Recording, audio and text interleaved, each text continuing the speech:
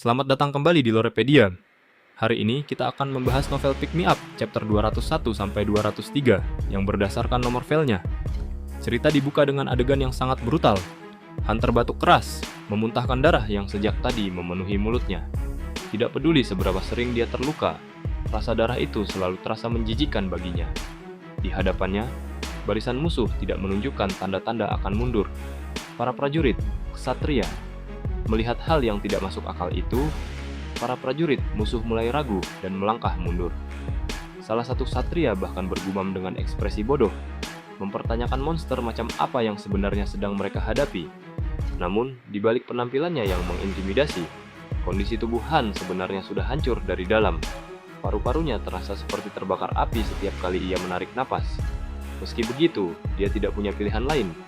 Sambil menurunkan ujung tombak halbertnya, Han berteriak, memperingatkan musuh untuk menyingkir, atau mereka akan dipotong menjadi kepingan daging.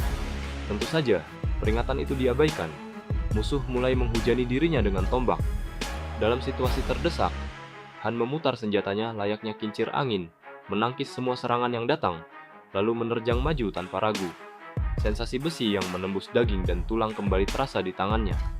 Dia tidak punya waktu untuk mengurus mereka satu persatu. Dengan memanfaatkan kekuatan Asura, Han menghindari serangan tombak dan melompat, menghantam bahu seorang prajurit dengan sangat keras hingga tulang selangkanya hancur berantakan. Pertarungan berlanjut dengan sangat cepat. Darah berceceran membasahi dinding gua. Saat dia menoleh ke belakang, situasi menjadi semakin mengerikan. Gerombolan monster mulai berkerumun memenuhi lorong gua tersebut. Waktu semakin menipis. Tepat sebelum benar-benar terkepung, Han melakukan sebuah tindakan gila. Dia melemparkan halbertnya lurus ke arah langit-langit gua. Sebuah skill diaktifkan, Soul Hole Pierce. Seketika, suara erangan mengerikan keluar dari senjata tersebut, menggema di seluruh penjuru gua. Lalu, ledakan dahsyat terjadi. Suaranya terdengar seperti dinamit yang diledakkan dari jarak dekat, menjatuhkan bongkahan batu raksasa dari langit-langit. Gua itu langsung menjadi gelap gulita. Runtuhan batu berhasil memblokir jalan masuk, mengubur para monster dan ksatria di sisi lain. Han berhasil lolos setidaknya untuk sementara waktu. Sambil bersandar di dinding batu yang dingin, dia memejamkan matanya. Tubuhnya berada dalam kondisi kritis. Tidak ada satupun bagian tubuhnya yang tidak terasa sakit. Untuk sekadar bergerak saja rasanya sangat menyiksa. Dengan tangan gemetar, Han mengeluarkan sebuah ramuan penyembuh dari kantong di punggungnya. Dia menenggak ramuan itu, dan perlahan-lahan vitalitasnya mulai kembali. Lampu-lampu kecil tampak menyala di beberapa titik di sepanjang lorong gua. Di momen keheningan inilah, sisi psikologisnya mulai goyah.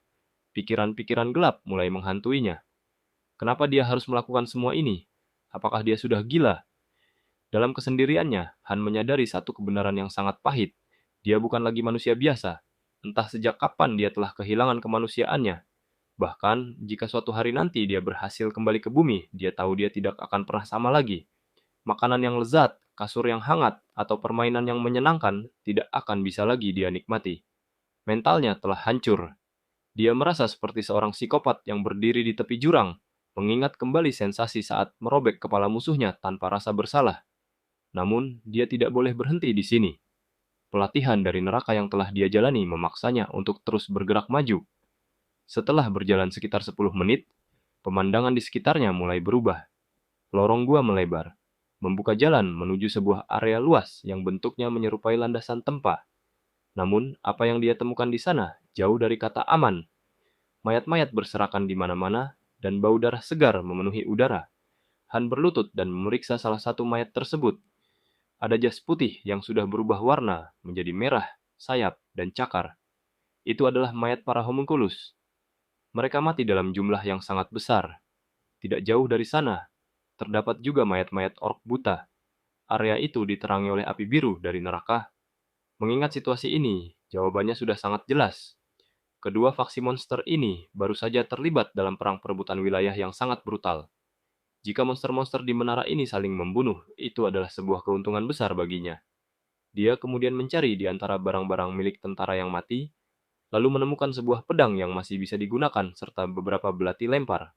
Han tahu, dia tidak bisa mempercayai siapapun atau apapun di dalam menara ini. Perjalanannya masih panjang, dan rintangan yang lebih mengerikan pasti sedang menantinya di ujung lorong sana. Ketegangan di dalam gua itu sama sekali belum berakhir.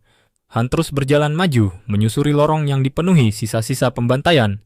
Senjata-senjata yang baru saja ia temukan akan menjadi kunci keselamatannya. Udara semakin terasa berat, dipenuhi bau anyir darah dan kilatan sihir. Saat Han menyelinap lebih dalam, dia menyaksikan pemandangan yang mengerikan. Dua faksi monster sedang bertarung habis-habisan dalam skala yang masif. Di satu sisi terdapat pasukan homunculus yang ganas, dan di sisi lain sekawanan orc buta yang tak kalah brutalnya. Tiba-tiba, sebuah notifikasi sistem muncul di pandangannya. Misi baru, kalahkan target utama di area spesial ini. Han memfokuskan pandangannya ke tengah medan pertempuran. Di sana, berdiri dua monster raksasa yang menjadi biang keladi kekacauan ini. Seekor homunculus raksasa berlevel 56 sedang beradu kekuatan dengan seekor orc hitam berlevel 55. Benturan kekuatan mereka membuat seluruh gua bergetar hebat. Maju secara langsung sama saja dengan bunuh diri. Tapi Han bukanlah petarung yang hanya mengandalkan otot. Otaknya bekerja dengan sangat cepat, mengkalkulasi setiap kemungkinan. Dia melihat ke arah langit-langit gua yang rapuh, tepat di atas kedua monster raksasa itu. Dengan perhitungan yang sangat presisi, Han melemparkan belatinya ke arah titik lemah di langit-langit tersebut. Taktik yang gila, namun brilian. Bongkahan batu raksasa runtuh dari atas, menghantam langsung tubuh homunculus dan orc hitam yang sedang lengah. Ledakan debu menutupi pandangan. Memanfaatkan momen kehancuran itu, Han bergerak dengan kecepatan penuh, menembus kepulan debu, dan memberikan serangan penyelesaian kepada monster utama yang telah terluka parah. Sebuah layar biru kembali menyala. Area spesial telah berhasil dibersihkan. Han menghela napas panjang. Tubuhnya bersinar, menandakan bahwa level dan statusnya telah meningkat pesat setelah melewati neraka tersebut. Sebuah lingkaran sihir teleportasi muncul di hadapannya. Tanpa ragu, dia melangkah masuk, meninggalkan gua kematian itu di belakangnya. Cahaya putih menyilaukan pandangannya, dan detik berikutnya, Han mendapati dirinya kembali ke ruang tunggu Taunia. Kehadirannya langsung disambut dengan raut wajah terkejut dari orang-orang di sana. Tidak ada yang menyangka dia bisa kembali hidup-hidup dari tempat semacam itu. Isel, perisistem yang biasanya cerewet itu, menghampirinya dengan ekspresi campur aduk. Meski berusaha menutupinya dengan sikap ketus, jelas terlihat bahwa dia sangat khawatir selama kepergian Han. "Bagaimana keadaan markas?" tanya Han tanpa basa-basi, mengabaikan rasa sakit di sekujur tubuhnya.